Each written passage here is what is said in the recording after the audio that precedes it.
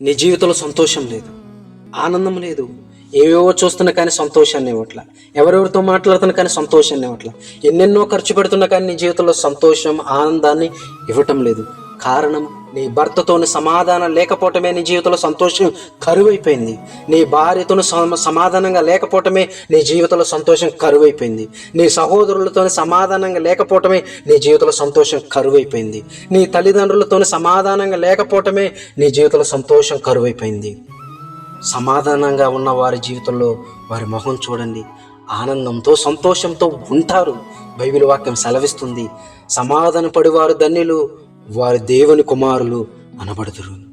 ఈరోజు నువ్వు నిజంగా దేవుని కుమారుడు, దేవుని కుమార్తెవైతే నీ భర్తతో సమాధానంగా ఉంటావు, నీ భార్యతో సమాధానంగా ఉంటావు, నీ తల్లిదండ్రులతో సమాధానంగా ఉంటావు, నీ సహోదరులతో సమాధానంగా ఉంటావు.